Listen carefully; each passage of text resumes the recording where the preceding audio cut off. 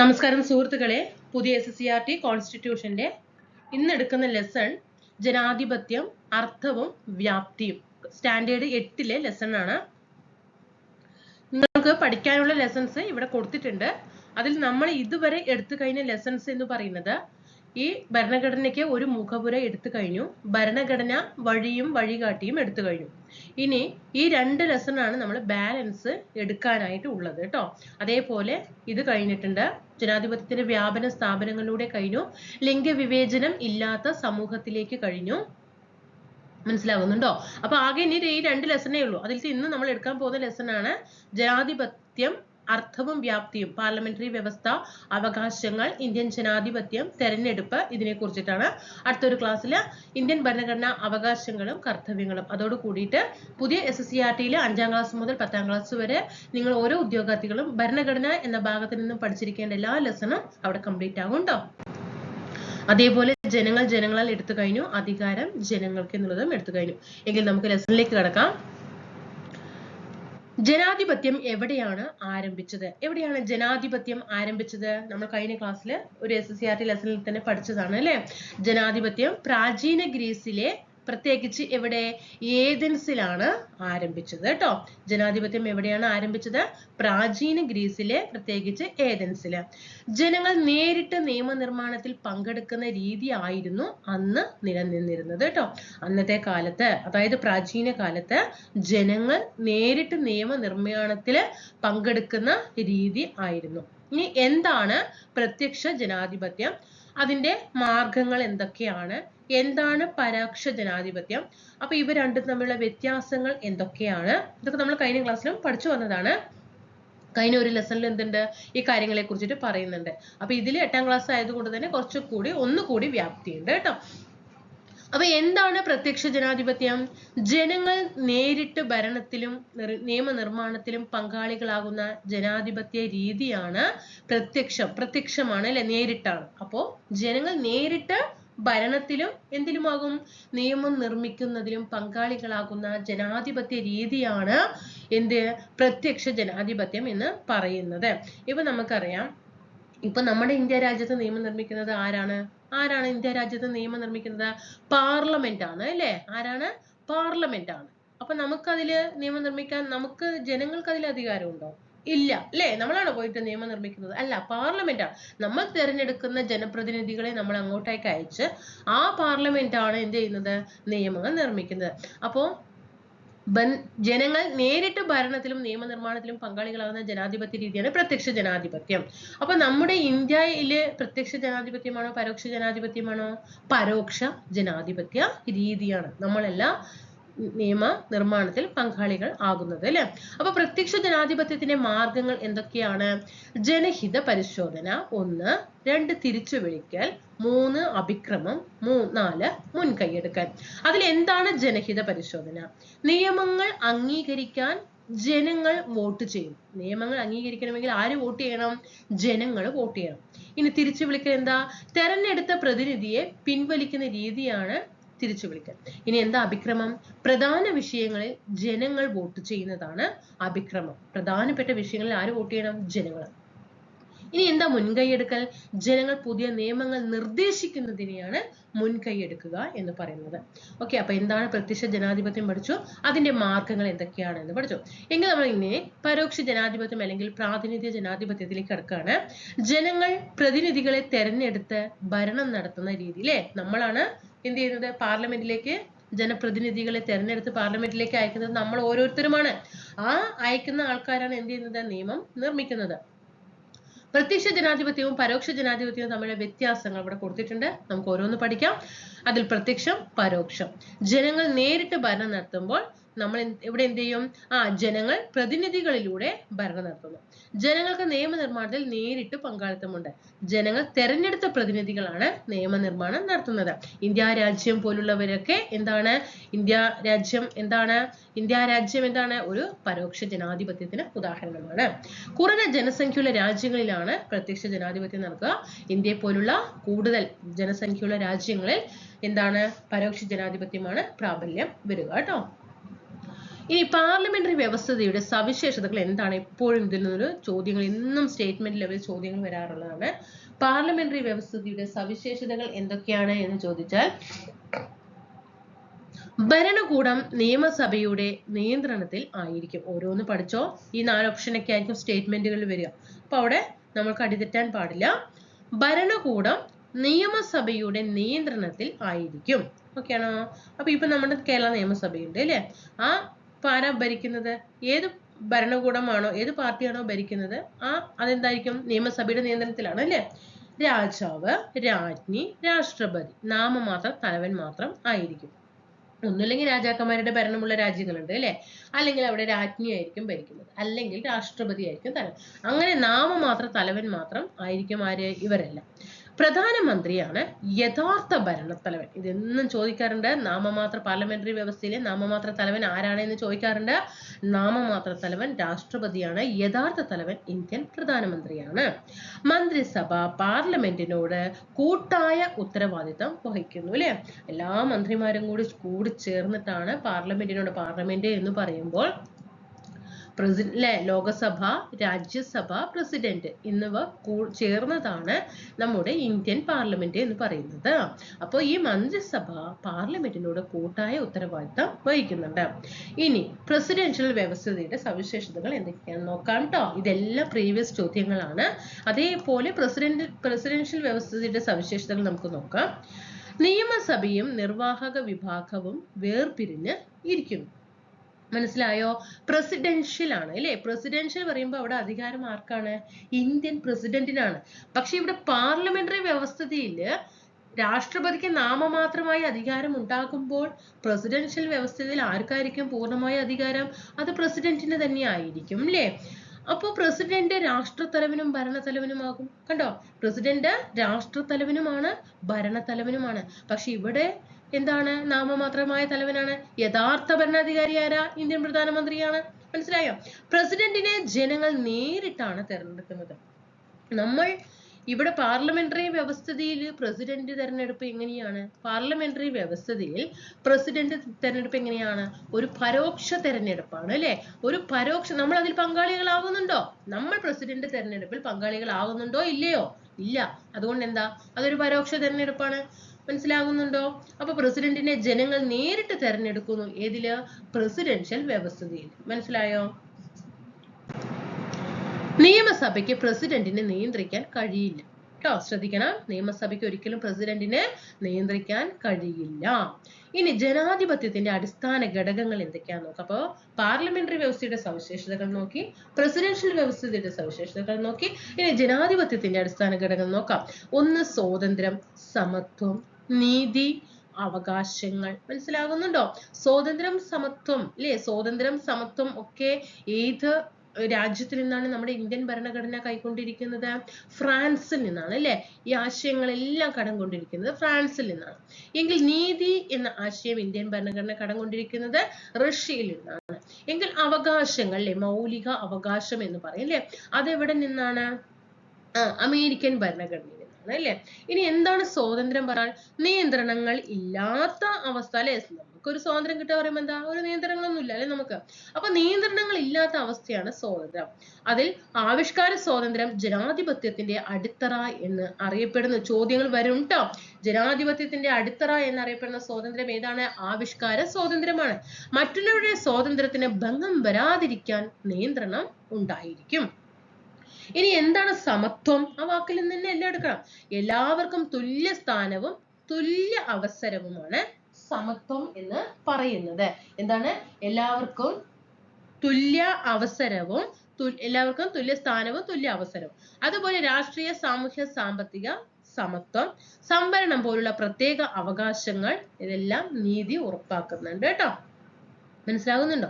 ഇനി എന്താണ് നീതി? എല്ലാ വ്യക്തികൾക്കും അർഹമായ പരിഗണന കൊടുക്കുക എന്നതാണ് നീതി എന്ന് പറയുന്നത്. 3 തത്വങ്ങളുണ്ട്. നീതിയിൽ തന്നെ 3 തത്വങ്ങളുണ്ട്. തുല്യരോട് തുല്യ പരിഗണന, എല്ലാവരെയും തുല്യമായി പരിഗണിക്കണം. ഇനി ആനുപാതിക നീതി എന്താ?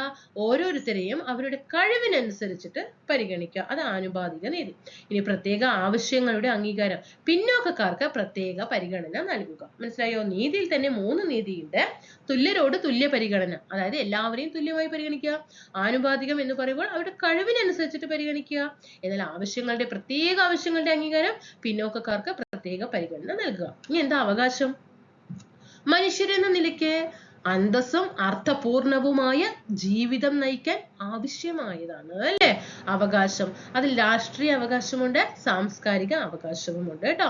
രാഷ്ട്രീയ അവകാശത്തിൽ പൗരാവകാശം, സാമ്പത്തിക അവകാശം ഒക്കെ രാഷ്ട്രീയ അവകാശമാണ് കേട്ടോ. പൗരാവകാശം ചോദിക്കാം, പൗരാവകാശം ഏത് അവകാശത്തിൽ വരുന്നതാണ് എന്ന് ചോദിച്ചാൽ അത് രാഷ്ട്രീയ അവകാശമാണ്. അതുപോലെ സാമ്പത്തിക അവകാശവും രാഷ്ട്രീയ അവകാശമാണ്. ഇനി സാംസ്കാരിക അവകാശങ്ങൾ. ഇനി അടുത്തതാണ് നിയമവാഴ്ച. എല്ലാവരും നിയമത്തിന് മുന്നിൽ തുല്യരാണ് അല്ലെ. സർക്കാർ നിയമാനുസൃതമായിട്ട് പ്രവർത്തിക്കണം. നിയമത്തിന് അനുസൃതമായിട്ട് മാത്രമേ ഓരോ ഗവൺമെന്റും പ്രവർത്തിക്കാൻ പാടുള്ളൂ. ഇനി എന്താണ് അധികാരം വേർതിരിക്കൽ? നിയമനിർമ്മാണം, കാര്യനിർവഹണ വിഭാഗം, നീതിന്യായ വ്യവസ്ഥ എന്നിവ സ്വതന്ത്രമായിട്ടാണ് പ്രവർത്തിക്കുന്നത് അല്ലെ. അതായത് നിയമനിർമ്മാണം ആരാ?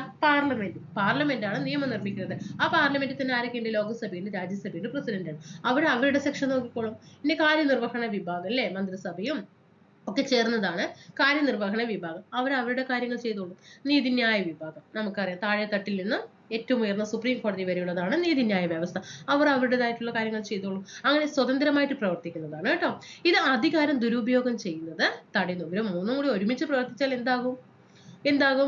അവിടെ അഴിമതികൾ നടക്കില്ല. അപ്പൊ വേറെ ആകുന്ന സമയത്ത് ഇത് അധികാരം ദുരുപയോഗം ചെയ്യുന്നത് തടയാനായിട്ട് സാധിക്കും. ഇനി അടുത്തത് തെരഞ്ഞെടുപ്പും പ്രതിനിധാനവും.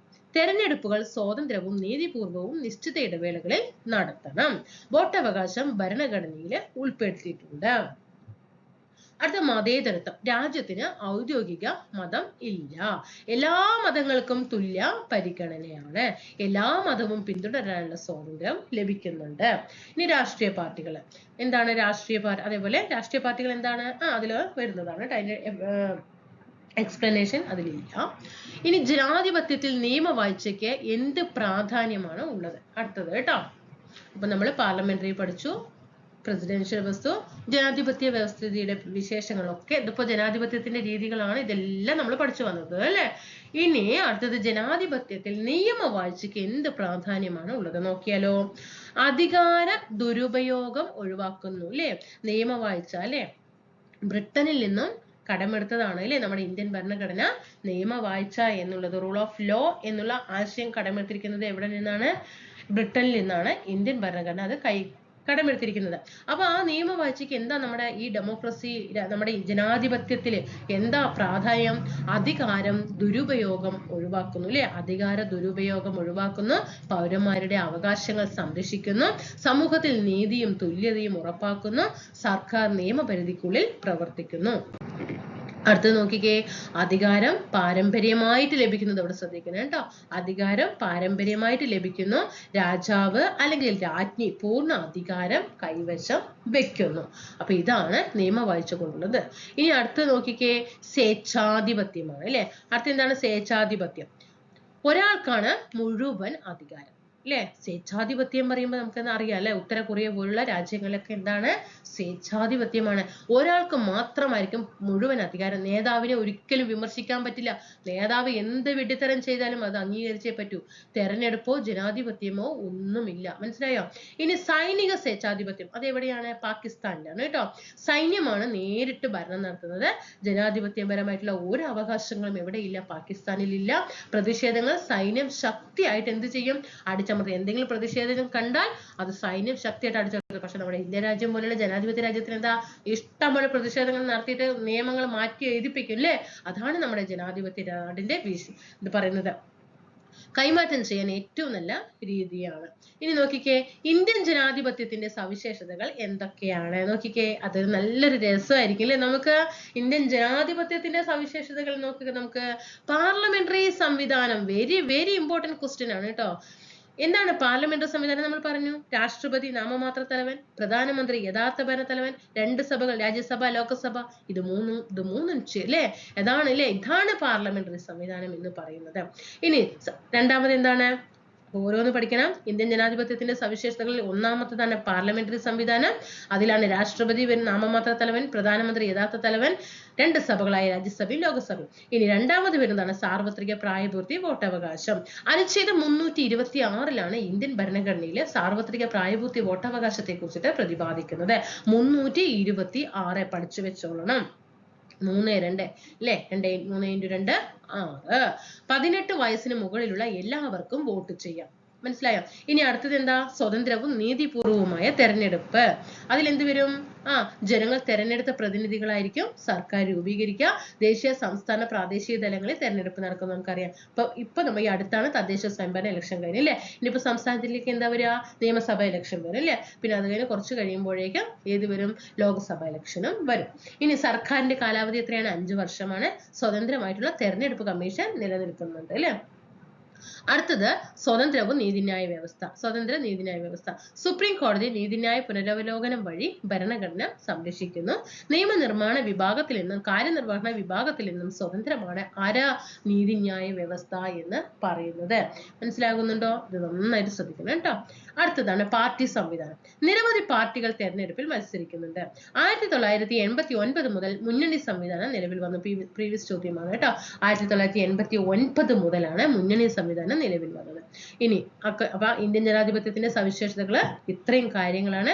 പാർലമെന്ററി സംവിധാനം ഒക്കെ നമ്മൾ പഠിച്ചു. സ്വതന്ത്രമായ നീതിന്യായ വ്യവസ്ഥ പഠിച്ചു, നിയമവാഴ്ചകൾ പഠിച്ചു, പാർട്ടി സംവിധാനങ്ങൾ പഠിച്ചു. ഓക്കെ, ഇനി നമുക്ക് പ്രാതിനിധ്യ ജനാധിപത്യത്തിന്റെ സാർവത്രിക പ്രായപൂർത്തി വോട്ടവകാശത്തിന്റെയും പ്രാധാന്യം നമുക്ക് നോക്കാം. എല്ലാ പ്രായപൂർത്തി ആയവർക്കും വോട്ട് ചെയ്യാൻ കഴിയും അല്ലെ? ജനങ്ങൾ സ്വന്തം സർക്കാർ തെരഞ്ഞെടുക്കുന്നു അല്ലെ?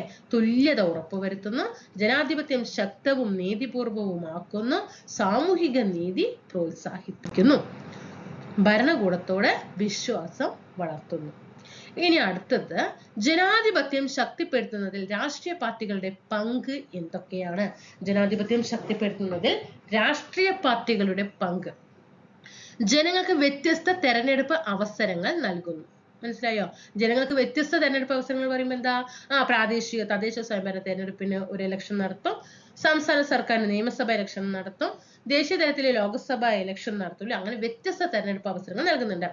രാഷ്ട്രീയ ബോധവൽക്കരണം സൃഷ്ടിക്കുന്നുണ്ട്. രാഷ്ട്രീയ ബോധവൽക്കരണം എന്ത് ചെയ്യുന്നുണ്ട്? സൃഷ്ടിക്കുന്നുണ്ട്. പൊതു അഭിപ്രായം അല്ലെ? പൊതു അഭിപ്രായം രൂപപ്പെടുത്തുന്നുണ്ട്. തെരഞ്ഞെടുപ്പിൽ മത്സരിച്ച് സർക്കാർ രൂപീകരിക്കുന്നുണ്ട്. മനസ്സിലായോ? അടുത്ത നോക്കിക്കേ, ജനാധിപത്യത്തിൽ പ്രതിപക്ഷത്തിന്റെ പ്രാധാന്യം എന്താണ്? എന്താ ജനാധിപത്യത്തിൽ പ്രതിപക്ഷത്തിന്റെ പ്രാധാന്യം? നമുക്കറിയാം അല്ലെ? ഭരണപക്ഷം എന്തെങ്കിലും ചെയ്യുന്ന സമയത്ത് അതിനെ എതിർക്കാൻ ആര് വേണം? അവിടെ പ്രതിപക്ഷം വേണം അല്ലെ? അപ്പോ അവിടെ എന്താണ്?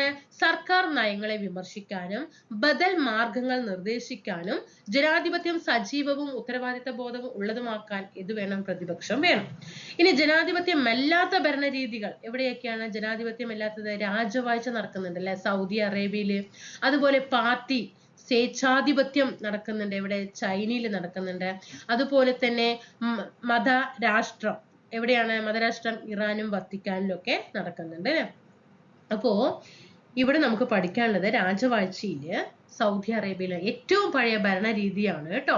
അധികാരം പാരമ്പര്യമായിട്ടാണ് ലഭിക്കുന്നത് കേട്ടോ. പാരമ്പര്യം, അതായത് ഇന്ന രാജാവ് ഭരിക്കുമ്പോൾ ആ രാജാവിന്റെ തുടർച്ചയെന്നോണം ആരാണോ അവകാശം വരുന്നത് അവര് തന്നെ വീണ്ടും അവിടെ ഭരിക്കും. അപ്പോൾ എന്താ? ഈ പാരമ്പര്യമായിട്ട് ലഭിക്കും. അതുപോലെ പാർട്ടി സ്വേച്ഛാധിപത്യം എവിടെ? ചൈനയിലാണ് കേട്ടോ. ഒരു രാഷ്ട്രീയ പാർട്ടി മാത്രമാണ് ഭരിക്കുന്നത്. എല്ലാ അധികാരവും ആ പാർട്ടിക്കാണ്. അഭിപ്രായ സ്വാതന്ത്ര്യം ഇല്ല കേട്ടോ. ചൈനയിലൊന്നും എന്തില്ല? അഭിപ്രായ സ്വാതന്ത്ര്യം ഇല്ല. ഇനി മതരാഷ്ട്രം എവിടെയാ? ഇറാനും വത്തിക്കാനും. മത നേതാക്കളാണ് ഭരിക്കുന്നത്. ഒരു ഔദ്യോഗിക മതത്തെ അടിസ്ഥാനമാക്കിയിട്ടുള്ള രാജ്യം. അവിടെ ഏത് മതമാണോ ആ മതത്തിൽ എല്ലാവരും വിശ്വസിക്കണം. നമ്മുടെ ഇന്ത്യ എത്ര നല്ലൊരു നാടാണ് അല്ലേ? പൗരന്മാർ ആ മതം പിന്തുടരണം. ഇന്ത്യ എന്തുകൊണ്ട് ജനാധിപത്യം സ്വീകരിച്ചത്? സ്വാതന്ത്ര്യ സമരം ജനാധിപത്യ മൂല്യങ്ങളിൽ അധിഷ്ഠിതമായിരുന്നു. ഇന്ത്യ സാംസ്കാരിക വൈവിധ്യത്തിന്റെ നാട്. ജനാധിപത്യ ഐക്യം ഉറപ്പിക്കുന്നു. അധികാരം സമാധാനപരമായി കൈമാറ്റം ചെയ്യാൻ ഏറ്റവും നല്ല രീതി ഏതാണ്? ജനാധിപത്യമാണ്. അപ്പൊ നമ്മള് ജനാധിപത്യമല്ലാത്ത ഭരണ രീതിയിൽ നമ്മൾ പറഞ്ഞു. അതില് ബാലൻസ് അവിടെ ഇതൊന്ന് ശ്രദ്ധിക്കണം കേട്ടോ. അതില് സ്വേച്ഛാധിപത്യം വരുന്നുണ്ട്. ഉത്തര കൊറിയയിലാണ്. ഒരാൾക്കാണ് മുഴുവൻ അധികാരം. നേതാവിനെ വിമർശിക്കാൻ പാടില്ല. തെരഞ്ഞെടുപ്പോ ജനാധിപത്യമോ ഇല്ല. അതിൽ സി വരുന്നത് സൈനിക സ്വേച്ഛാധിപത്യം പാകിസ്ഥാനിലാണ് കേട്ടോ. സൈന്യം നേരിട്ട് ഭരണം നടത്തുന്നു. ജനാധിപത്യ അവകാശങ്ങളില്ല. പ്രതിഷേധങ്ങൾ സൈന്യം ശക്തമായിട്ട് അടിച്ചമർത്തുന്നു. അങ്ങനെ ഓർഡർ ആയിട്ടൊന്ന് പഠിച്ചു വെക്കണം കേട്ടോ. എ ബി സി വന്നിട്ട് പിന്നെ ബാലൻസ് നമ്മൾ ഡി ഇ വന്നിട്ട് അവിടെ കൊടുത്തിട്ടുണ്ട്. അത് നന്നായിട്ട് അതൊപ്പം പഠിക്കുക. എന്നിട്ട് ഇന്ത്യൻ ജനാധിപത്യത്തിന്റെ സവിശേഷതകൾ നോക്കി വെക്കുക കേട്ടോ. നമുക്ക് അടുത്ത ക്ലാസ്സിൽ എന്ത് ചെയ്യാം? വേറെ ലെസണുമായിട്ട് കാണാം. അപ്പൊ നമ്മൾക്ക് ഇനി ഒരു ലെസൺ മാത്രമേ ഉള്ളൂ ബാലൻസ് കേട്ടോ. ഇനി പുതിയ SCERT-യില് 5 to 10 നമുക്ക് കോൺസ്റ്റിറ്റ്യൂഷൻ എന്ന ഭാഗത്ത് പഠിക്കാൻ ഇനി ആകെ ഒരു ലെസൺ മാത്രമേ ഉള്ളൂ. അത് നാളത്തെ ക്ലാസ്സോട് കൂടിയിട്ട് എടുത്തു കഴിഞ്ഞാൽ കോൺസ്റ്റിറ്റ്യൂഷൻ അവിടെ തീർന്നു കേട്ടോ. ബയോളജി ഒരു 13-14 ലെസണോളം എടുത്തിട്ടുണ്ട് കേട്ടോ. ബയോളജി നമ്മൾ ജോഗ്രഫിയുടെ ക്ലാസ്സുകൾ സെറ്റ് ചെയ്ത് വെച്ചിട്ടുണ്ട്. കേരള ജോഗ്രഫി നമുക്ക് എന്ത് ചെയ്യാം? ഇന്ത്യൻ കോൺസ്റ്റിറ്റ്യൂഷൻ തീർന്നത് കേരള ജോഗ്രഫി ചെയ്യാം. എന്നിട്ട് ഇന്ത്യൻ ജോഗ്രഫി ചെയ്യാം. അങ്ങനെ ഓരോരോ ഭാഗങ്ങൾ തീർത്ത് പോകാൻ നിങ്ങളുടെ സപ്പോർട്ട് പ്രതീക്ഷിക്കുകയാണ് കേട്ടോ. വ്യൂസ് ഒക്കെ ഭയങ്കര കുറവാണ്. ക്ലാസ് SCERT ഒന്നും ചെയ്യണമെന്നേ സംഭവം തോന്നില്ല നമുക്ക്. വ്യൂസ് ഭയങ്കര കുറവായതുകൊണ്ട് തന്നെ പരമാവധി നിങ്ങൾ സബ്സ്ക്രൈബ് ചെയ്തുകൊണ്ട് സപ്പോർട്ട് ചെയ്യുക, ലൈക്ക് ചെയ്യുക കേട്ടോ, താഴെ കമന്റ് ചെയ്യുക, ടെലിഗ്രാം ഗ്രൂപ്പിലൊക്കെ ഒന്ന് ജോയിൻ ചെയ്യുക കേട്ടോ. അടുത്ത ക്ലാസ്സിൽ കാണാം. Thank you.